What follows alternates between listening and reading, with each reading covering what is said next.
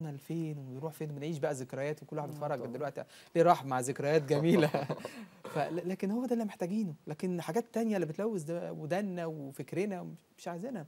طب جاسر، وانا قصدت على فكره محمود يغني حاجه قديمه في الاول برضه، عشان يعني تشوفوا تعرفوا الفنان لما بيغني حاجه قديمه بيغني حاجه كويسه، بنشوف بقى الصوت والعرب وبالذات والحاجات. 3 سلامات كمان، ده امتحان صعب. ده امتحان صعب. ده امتحان قصدنا صعب ان احنا لا بس جميل وما شاء الله ميرسي يا نجح رامي فيه ليك، يعني. شكرا حبيبي، شكرا. جاسر انا ما شاء الله جاسر شاعر مصري جميل، بيكتب في حاجات سواء بتفيد البلد، حاجات لمصر، عامل حاجات للشباب، بيحب دايما يتعامل مع الشباب، وانا الحقيقه مجتهد بيعجبني جاسر جدا.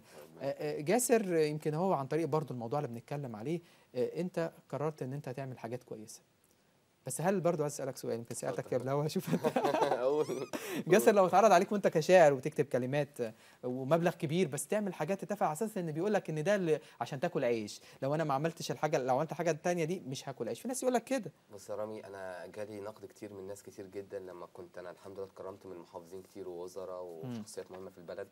لما اعمل اغنيه لمهرجانات معينه او كده داخل مصر او خارج مصر، ناس تقول لي انت ليه بتضيع وقتك في حاجه زي كده؟ يعني حتى ممكن اكون لا معتقده اجرا كاملا عليها او اجر ساخي زي ما بيقولوا، بس انا حابب ان انا اعمل ده. طب حلو، انت عملت ملك الناصر، انت عارف يعني ايه مصر، احنا عايزين نترجم برضو الموضوع زي ما سمعنا محمود، نوريهم ان برضو ممكن نقول كلام هادف، ممكن نقول حاجه كويسه. ممكن تسمعني جزء من الحاجات اللي انت قلتها؟ انا عايز يعني كانت بتقول فكرتني الاغنيه دي، بتقول 3 حروف بين الشفايف، حضن الشوق لقلبي خايف، على ارضها ناس طيبين وحنينين والكل شايف. انت عارف يعني ايه مصر؟ سيبنا اقول لك يعني ايه مصر. سيبنا اقول لك يعني ايه مصر 3 حروف بين الشفايف، حضن شوق لقلب خايف، على ارضها ناس طيبين وحنينين والكل شايف.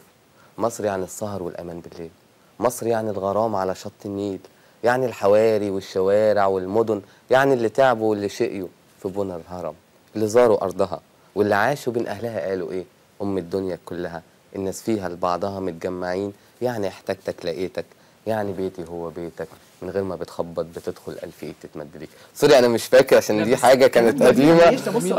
حواليها بشوارعها، هو دي الاغنيه الصح. كلنا طبعا عارفين يعني ايه مصر. طبعا.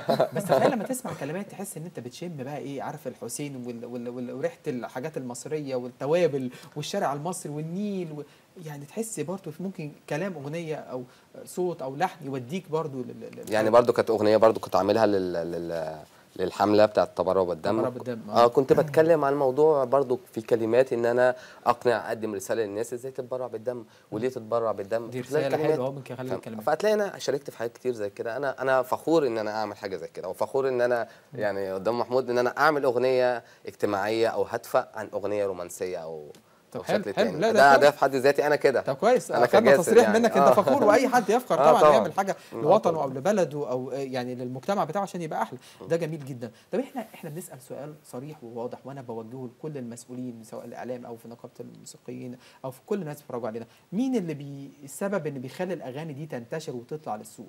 مين السبب؟ مين اللي بيوافق ان الموسيقيين المصنفات، مين اللي بيقول كلمات بتتقال بذيئه جدا سواء في الاغاني سواء في الافلام، ودي بتعدي ازاي الرقابه ساكته عن الموضوع ده؟ تتفقوا معايا ان في حاجات بتعدي برضه؟ انا يعني تقول ايه؟ تقول ايه انت يعني؟ رد يعني مكاني. تقول ايه؟ وجهة نظري نمبر 1 الرقابه نمبر 1. ان انا لما مش عايز حاجه تطلع مش تطلع، لو عايز حاجه تطلع. المفروض يبقى في رقابه، يبقى ليها دور لصيق، يبقى ليها دور فعال في الموضوع ده، ما تسيبش ان الكلام ده يطلع. ازاي اغنيه في فيلم تنزل تتكلم في حاجه زي كده يكون فيها كلام زي كده، او اغنيه عاديه سنجل او اغنيه في البوم او ايا كان، ما ينفعش. تمام.